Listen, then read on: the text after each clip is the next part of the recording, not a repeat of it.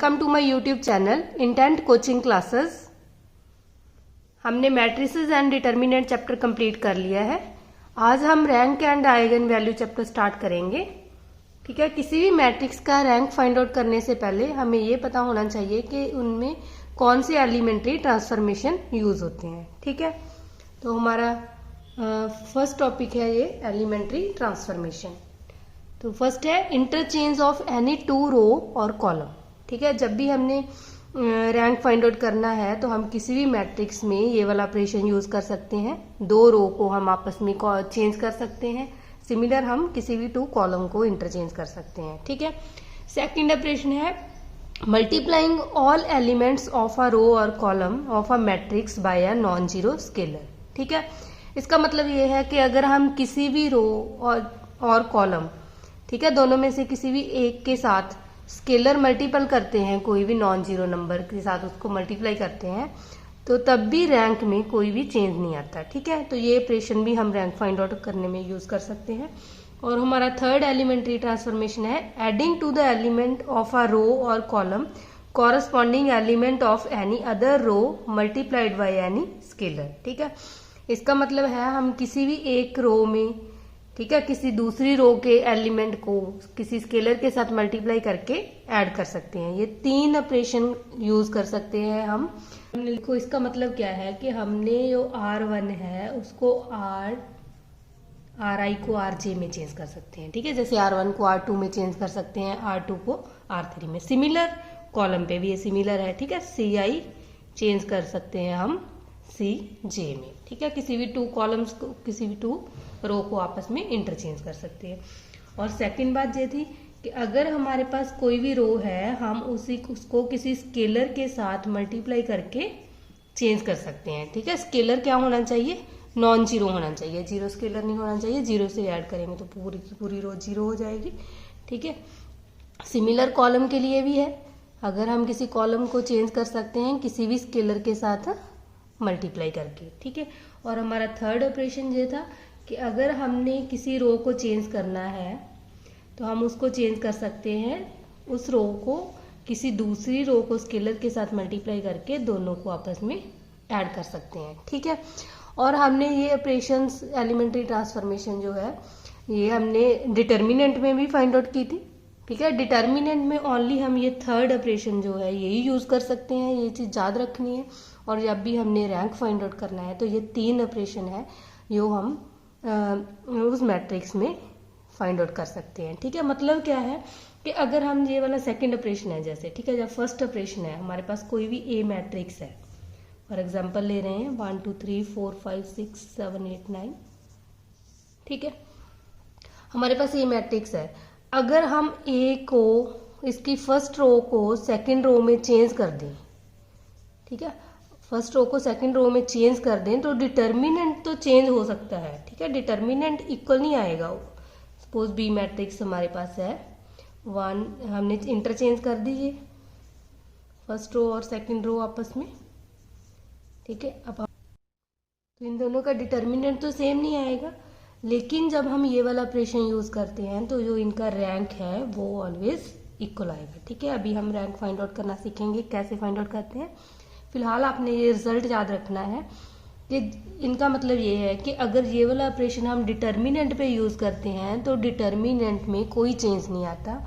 ठीक है, चाहे हम ए मैट्रिक्स का डिटर्मिनेंट करें और चाहे ये ऑपरेशन लगा के एक बी मैट्रिक्स डिफाइन कर लें और उसका डिटर्मिनेंट करें तो वो सेम है।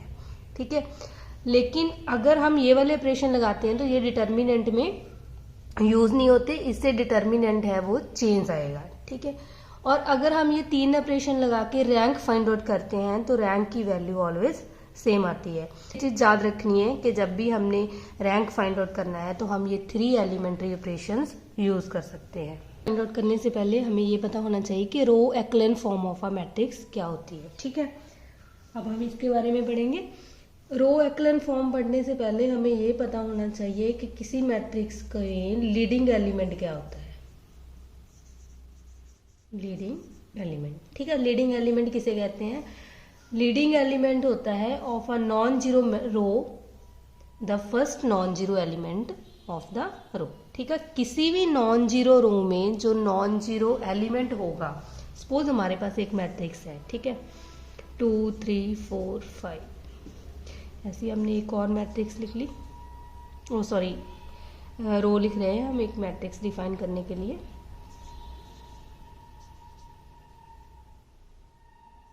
ठीक है, तो ये हमने एक मैट्रिक्स ली है, हमारे पास 3 क्रॉस 4 ऑर्डर की है। तो एक बात और याद रखनी है, हमने कहा था कि जब भी डिटर्मिनेंट फाइंड आउट करते हैं तो मैट्रिक्स स्क्वायर होनी चाहिए, लेकिन जब हम रैंक फाइंड आउट करते हैं तो ऐसी कोई भी कंडीशन नहीं है। मैट्रिक्स रेक्टेंगुलर टाइप की भी हो सकती है और स्क्वायर टाइप की भी हो सकती है। ठीक है, मतलब नंबर ऑफ रो और नंबर ऑफ कॉलम आपस में इक्वल हो या ना हो, इससे कोई फर्क नहीं पड़ता, हम किसी भी मैट्रिक्स का रैंक फाइंड आउट कर सकते हैं। ठीक है, अब लीडिंग एलिमेंट क्या है, हमें पता है कि ये एक नॉन जीरो रो है।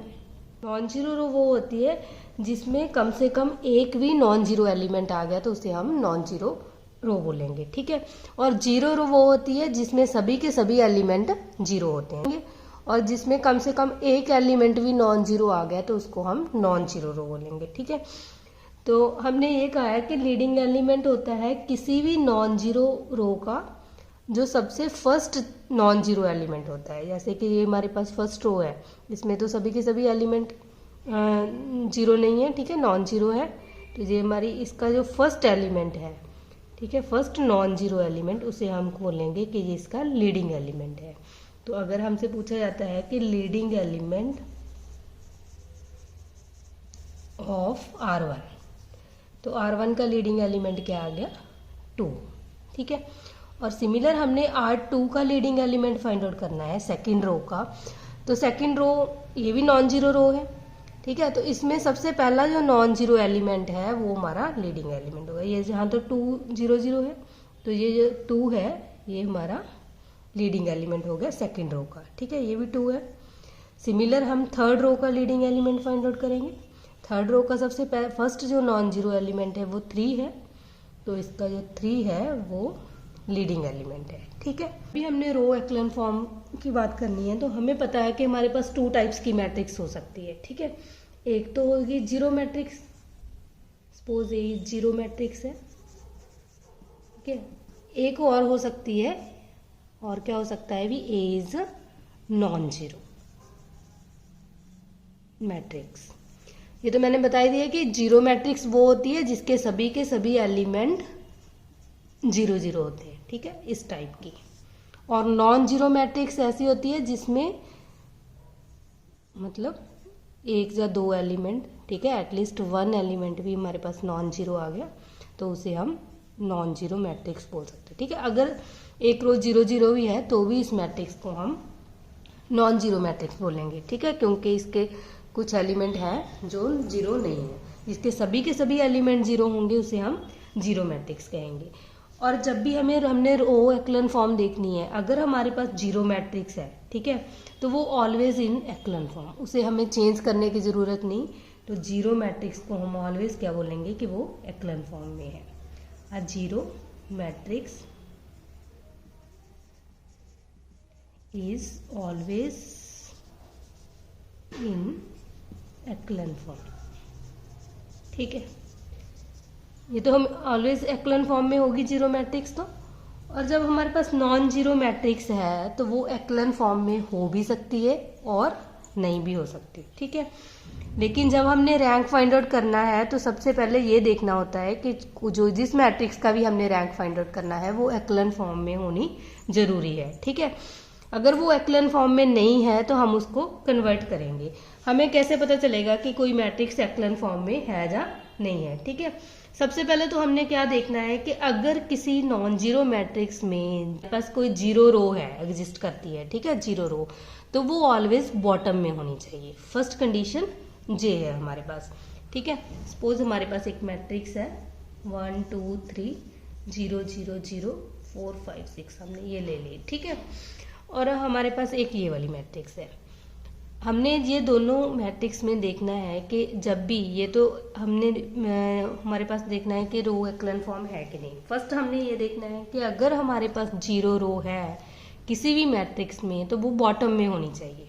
ठीक है, बिल्कुल नीचे होनी चाहिए। जैसे कि ये वाली मैट्रिक्स है, इसमें जो जीरो रो है वो सेकंड है, बट हमने क्या देखना है कि अगर जीरो रो है तो वो बॉटम में होनी चाहिए। ठीक है, फर्स्ट कंडीशन है नॉन जीरो मैट्रिक्स के लिए, जीरो रो इफ एग्जिस्ट, अगर एग्जिस्ट करती है, जरूरी नहीं कि सभी मैट्रिक्स में होगी, ठीक है, लेकिन जिसमें भी जीरो रो है वो मस्ट बी एट बॉटम। ठीक है, तो वो बॉटम में होनी चाहिए। और सेकंड कंडीशन क्या है कि अगर हम उस मैट्रिक्स में लीडिंग एलिमेंट देखेंगे, ठीक है, वो लीडिंग एलिमेंट क्या होने चाहिए, वो ऑलवेज स्ट्रिक्टली इंक्रीजिंग होने चाहिए। ठीक है, हमारी सेकंड कंडीशन है कि the position of leading elements,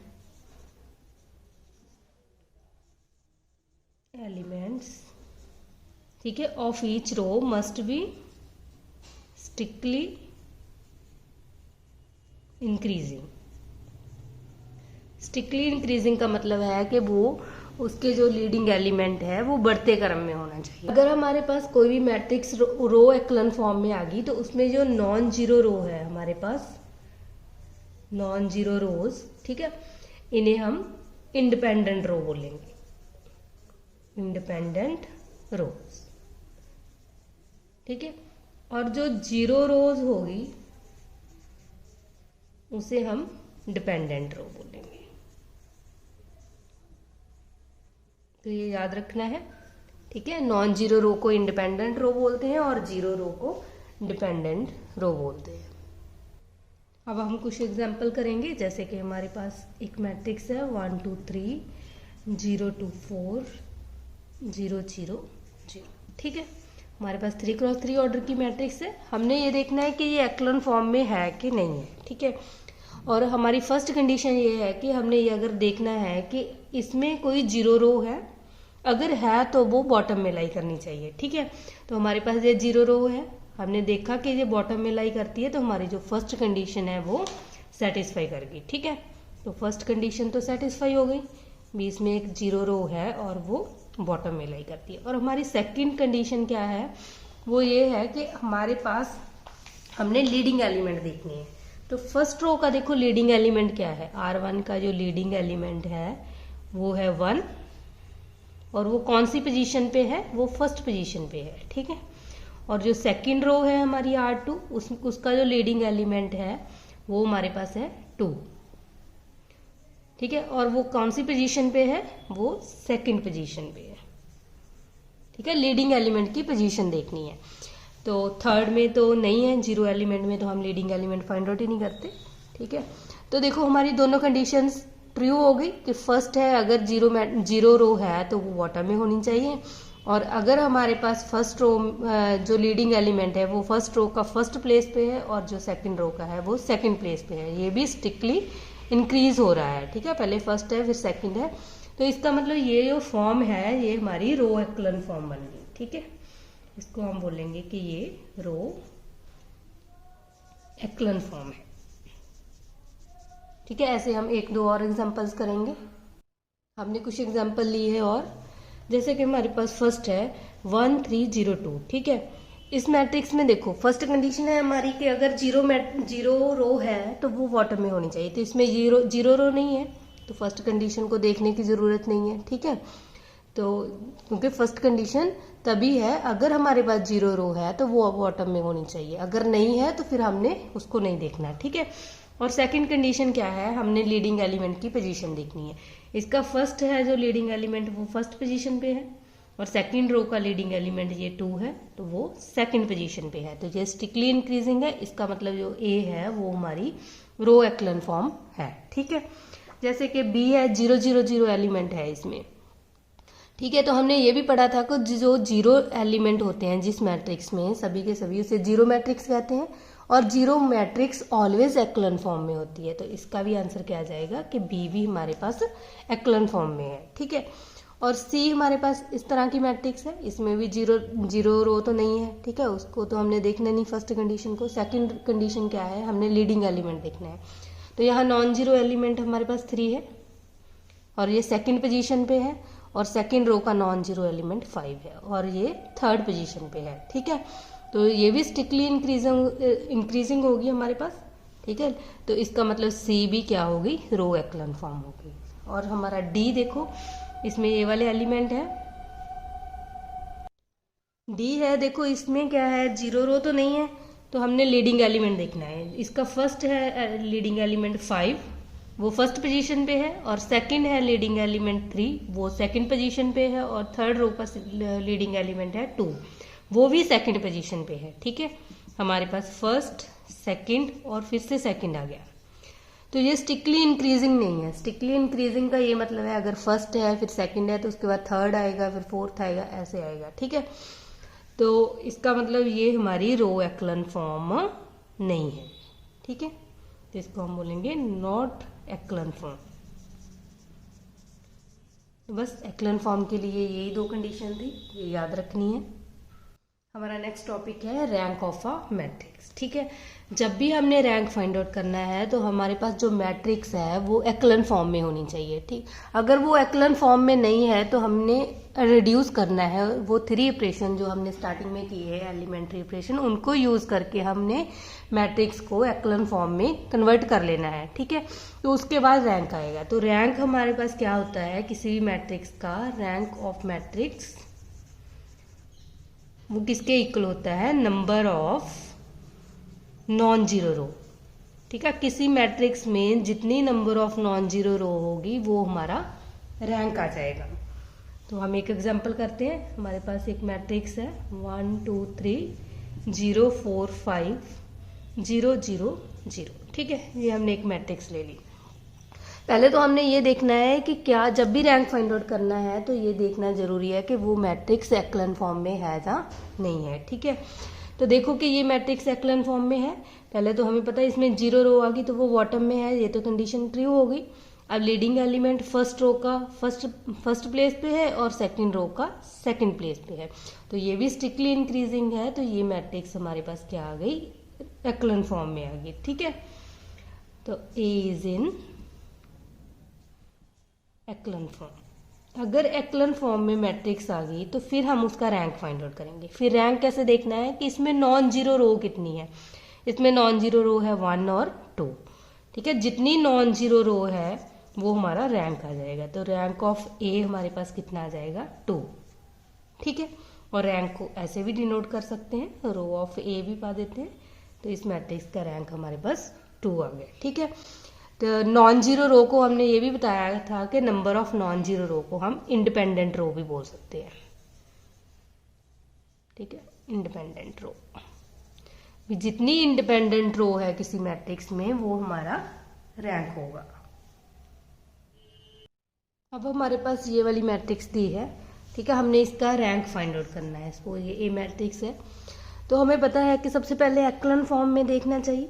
इसमें 0 रो तो नहीं है, ठीक है, तो वो कंडीशन तो देखने की जरूरत नहीं है। अब इसका फर्स्ट नॉन जीरो एलिमेंट 1 है और इसमें भी फर्स्ट नॉन जीरो एलिमेंट 2 है, इसमें 3 है और सभी के सभी फर्स्ट पोजीशन पे हैं, तो ये रो एक्लन फॉर्म में नहीं है। तो फर्स्ट हम ये जो मैट्रिक्स है इसको एक्लन फॉर्म में कन्वर्ट करेंगे, ठीक है।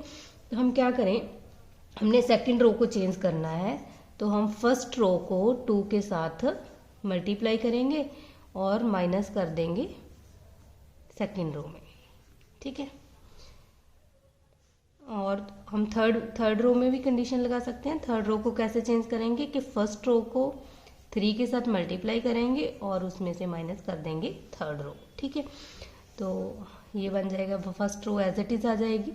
इसको हमने 2 से मल्टीप्लाई किया तो 2 बन जाएगा। ये 1 को 2 से मल्टीप्लाई किया और इसमें से 2 को माइनस किया तो 0 आ गया। यहाँ बन गया 2 2 4, 4 में से 4 को माइनस किया तो 0 आ गया, ठीक है। और 3 2 6, 6 - 7, यहाँ हमारे पास -1 आ गया। और इसको फिर 3 से मल्टीप्लाई किया, 3 से मल्टीप्लाई करेंगे तो यहाँ 0 आ जाएगा। 3 2 6, यहाँ भी 0 आ जाएगा। 3 3 9, जहाँ भी 0 आ जाएगा, ठीक है। अब देखेंगे कि अब ये रो एक्लन फॉर्म में है कि नहीं। और यहाँ हमारे पास 0 रो बॉटम में आ गई, फर्स्ट कंडीशन सेटिस्फाई कर गई, ठीक है। और अब लीडिंग एलिमेंट है फर्स्ट रो का फर्स्ट प्लेस पे है और सेकंड रो का लीडिंग एलिमेंट थर्ड प्लेस पे है, तो ये स्ट्रिक्टली इंक्रीजिंग है। अब जो ये मैट्रिक्स हमारे पास बनी है ये रो एक्लन फॉर्म में है, ठीक है। It is row echelon form.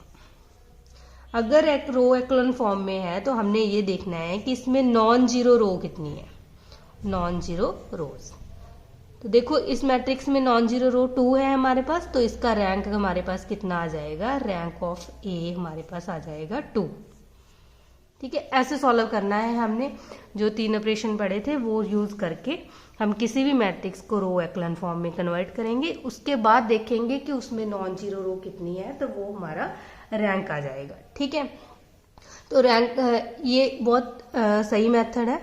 ठीक है, वैसे हमारे पास एक शॉर्टकट भी है। अगर हमारे पास 3x3 या 2x2 मतलब स्क्वायर ऑर्डर की मैट्रिक्स है तो उसे हम डिटर्मिनेंट की हेल्प से भी रैंक फाइंड आउट कर सकते हैं।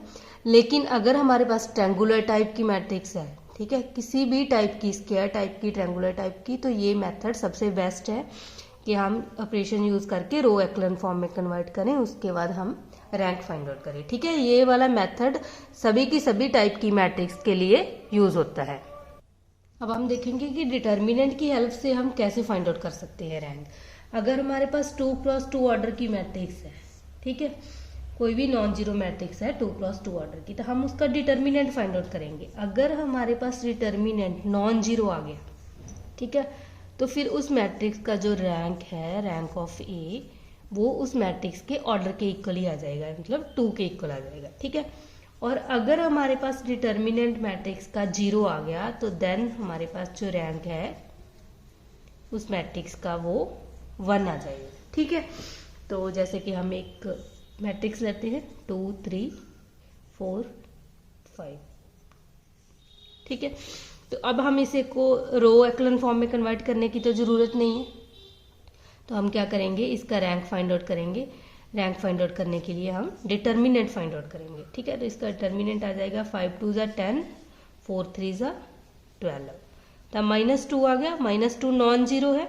अगर नॉन जीरो है तो हमें पता है कि रैंक ऑफ ए क्या आ जाएगा, 2 के ही इक्वल आ जाएगा। ठीक है, तो अब हम इसको रो एक्लन फॉर्म में कन्वर्ट करके फिर रैंक फाइंड आउट करेंगे। तो हमें पता है कि ये रो एक्लन फॉर्म में नहीं है, तो इसको पहले एक्लन फॉर्म में कन्वर्ट करेंगे। तो हम क्या करेंगे, फर्स्ट रो को 2 के साथ मल्टीप्लाई करके सेकंड रो को सब्ट्रैक्ट कर देंगे। ठीक है, 2 2 ज़ा 4, 4 में से 4 को सब्ट्रैक्ट किया 0, 2 3 ज़ा 6, 6 में से 5 को सब्ट्रैक्ट किया 1। ठीक है, अब ये वाली मैट्रिक्स देखो, ये रो एक्लन फॉर्म में बन गई क्योंकि इसका first leading element first place पे है और सेकंड रो का लीडिंग एलिमेंट सेकंड प्लेस पे है।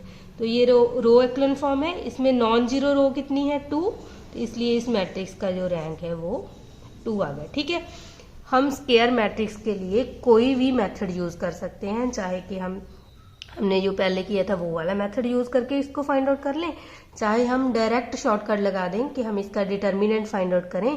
अगर डिटर्मिनेंट नॉन जीरो है तो उस मैट्रिक्स का रैंक 2 के इक्वल आ जाएगा। अगर डिटर्मिनेंट 0 आ गया तो उस मैट्रिक्स का रैंक 1 आ जाएगा। ठीक है, सेम अगर हमारे पास 3x3 ऑर्डर की मैट्रिक्स है, ठीक है, तो उसमें भी हमने क्या करना है, सबसे पहले ए का डिटर्मिनेंट फाइंड आउट करना है। अगर वो नॉन जीरो आ गया देन तो रैंक हमारे पास 3 के इक्वल आ जाएगा। ठीक है, लेकिन अगर डिटर्मिनेंट है हमारे पास 0 आ गया तो फिर हमने क्या करना है कि जो रैंक आएगा हमारे पास मैट्रिक्स का, अब वो 3 से लेस आएगा, मतलब वो 2 भी आ सकता है, वो 1 भी आ सकता है। ठीक है, तो इसके लिए हमने क्या करना है, हमने 2x2 ऑर्डर के सभी माइनर फाइंड आउट करने हैं। अगर डिटर्मिनेंट ए हमारे पास 0 है तो हम चेक करेंगे all the minors of 2x2 order. ठीक है, 2x2 ऑर्डर के सभी माइनर हम चेक करेंगे।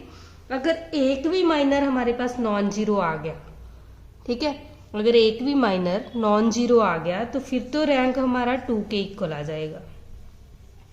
लेकिन अगर सभी के सभी माइनर 2x2 ऑर्डर के, हमें सभी के सभी माइनर चेक करने पड़ेंगे। अगर वो सभी के सभी क्या हो गए, 0 हो गए, ठीक है, ऑल माइनर्स आर 0, तो हमारा जो रैंक है वो 1 के इक्वल आ जाएगा। ठीक है, तो हम इसकी भी एक एग्जांपल करेंगे। हमारे पास एक मैट्रिक्स है जी, प्रीवियस ईयर पेपर में आया हुआ सम है। ठीक है, हमें ये मैट्रिक्स दिए और हमें पूछा है कि इस मैट्रिक्स का रैंक कितना होगा। ठीक है, अगर हम शॉर्टकट मेथड लगाते हैं तो हमें पता है कि हम ए का डिटर्मिनेंट फाइंड आउट करेंगे। डिटर्मिनेंट फाइंड आउट करने के लिए हमने फर्स्ट रो को एक्सपेंड किया, -1 1 -1 +1 और ये हमारे पास आ गया 1 -1 1 -1 0, ठीक है, माइनस ये भी 0 हो गया और ये भी, मतलब हमारे पास ए का डिटर्मिनेंट क्या आ गया, 0 आ गया। और हमने कहा था अगर 3x3 ऑर्डर में की मैट्रिक्स में डिटर्मिनेंट 0 आ गया तो उसका जो रैंक है वो 3 से लेस होगा, ठीक है, मतलब 2 भी हो सकता है 1 भी हो सकता है। तो हम पहले 2x2 के सभी माइनर फाइंड आउट करेंगे। जैसे कि हमने ये वाला फर्स्ट माइनर ये वाला ले लिया, तो इसका देखेंगे, इसका डिटर्मिनेंट फाइंड आउट करेंगे, 1 -1 0 हो गया। अब ये वाला माइनर लेंगे तो 1 -1 0 हो गया। सिमिलर सभी के सभी A1 1 A1 2 A1 3 जो भी है सभी के सभी एलिमेंट पूरे के पूरे माइनर हम फाइंड आउट करेंगे। देखो ये सारे 0 बन रहे हैं, हमारे पास एक भी नॉन जीरो माइनर नहीं मिला हमें। तो सभी के सभी माइनर अगर 0 है तो हमने देखा था कि 2x2 ऑर्डर के सभी माइनर्स 0 आ गए तो इस मैट्रिक्स का जो रैंक है वो हमारे पास 1 आ जाएगा, ठीक है। अगर एक भी नॉन जीरो आ जाता तो उसका रैंक क्या आ जाता, 2 के इक्वल आ जाता है, ठीक है। हाँ, अगर हम इसको रो एक्लन फॉर्म में कन्वर्ट करके करते तो फिर हम क्या करते, देखो सबसे पहले हम, ठीक है, अब हम इसको रो एक्लन फॉर्म में कन्वर्ट करेंगे तो हमें पता है कि ये जो इसका लीडिंग एलिमेंट है, ठीक है, वो सभी के सभी फर्स्ट प्लेस पे है। तो सबसे पहले हमने रो एक्लन फॉर्म में, ये नहीं है मैट्रिक्स तो इसको रो एक्लन फॉर्म में कन्वर्ट करेंगे। तो हमने क्या किया, सेकंड रो को फर्स्ट रो में से सबट्रैक्ट किया और सिमिलर थर्ड रो को भी फर्स्ट रो से सबट्रैक्ट किया, तो ये हमारे पास ऐसे बन गई। और हमारे पास 0 0 मैट्रिक्स है तो वो बॉटम में आ गई, ठीक है। और इसका फर्स्ट लीडिंग एलिमेंट 1 है, ठीक है, और बाकी तो जीरो रो में हम ये फाइंड आउट नहीं करते। तो फर्स्ट रो में फर्स्ट एलिमेंट 1 है, ठीक है, तो ये स्ट्रिक्टली इंक्रीजिंग बन गया, उसके बाद देखने की जरूरत नहीं। तो ये हमारे पास रो एक्लन फॉर्म में कन्वर्ट होगी मैट्रिक्स। अब देखो इसमें नॉन जीरो रो कितनी है, ओनली 1 है, तो इस मैट्रिक्स का रैंक कितना हो गया, 1 के इक्वल, ठीक है। तो ये सही मेथड है, मतलब जो सभी मैट्रिक्स के लिए अवेलेबल है, ठीक है। हम किसी भी मैट्रिक्स में ये यूज कर सकते हैं, जो ये वाला मेथड है, और इसको सिर्फ ओनली हम स्क्वायर मैट्रिक्स में यूज करेंगे। हम एक और एग्जांपल करेंगे जिसको हम डिटर्मिनेंट की हेल्प से फाइंड आउट करते हैं, ठीक है। ये हमारे पास ए मैट्रिक्स है, हमने ए का डिटर्मिनेंट फाइंड आउट किया। हमें पता है कि अगर किसी मैट्रिक्स में एक रो और एक कॉलम 0 आ जाए तो उसका डिटर्मिनेंट तो 0 होता है, ठीक है, फाइंड आउट करने की जरूरत नहीं है। थर्ड कॉलम 0 0 है तो इस मैट्रिक्स का डिटर्मिनेंट 0 हो जाएगा, ठीक है। तो इसका जो रैंक है मैट्रिक्स का, अब हमें पता चल गया इसका ऑर्डर 3x3 है तो रैंक 3 से लेस होगा, ठीक है। तो हमने 2x2 ऑर्डर के सभी माइनर चेक करने हैं। अब जैसे कि हमने ये वाला माइनर ले लिया जिसमें एलिमेंट है 2 6 0 0, इसका डिटर्मिनेंट फाइंड आउट करेंगे तो ये 0 बन गया। सिमिलर हमने ये फर्स्ट ले लिया 1 2 3 6, तो ये हमारे पास बन गया 6 -6, ये भी 0 हो गया। और हम ये नीचे वाला ले लेंगे अब 3 6 4 5, ये हमारे पास बन गया 5 3 जा 15 6 4 जा 24, ठीक है। तो ये हमारे पास आ गया -9, ठीक है। आज हमने ये रैंक फाइंड आउट करने का मेथड कर लिया है। अगर आप कंसेप्ट को अच्छी तरह कर लेते हो तो ऐसा कोई भी सम नहीं है जो आपसे सॉल्व ना हो, ठीक है। तो इसके पहले वाली वीडियो में हमने मैट्रिक्स चैप्टर कंप्लीट किया है। एमसीक्यू करने से पहले कंसेप्ट को अच्छी तरह देखना बहुत ज़रूरी है। अगर हमने अच्छी तरह से कंसेप्ट कर लिया तो हमारे जो सम कहीं से भी आ जाए पेपर में तो ऐसा नहीं है कि वो सॉल्व नहीं होगा, ठीक है। तो इसलिए हम सबसे पहले कंसेप्ट करेंगे, उसके बाद एमसीक्यू करेंगे, ठीक है। आज के लिए हम इतना ही करेंगे। अगर मेरी वीडियो पसंद आई है तो लाइक करना और अपने फ्रेंड्स के साथ भी शेयर करना। अगर आप मेरे चैनल पे नए आए हो तो चैनल को सब्सक्राइब करना मत भूलना।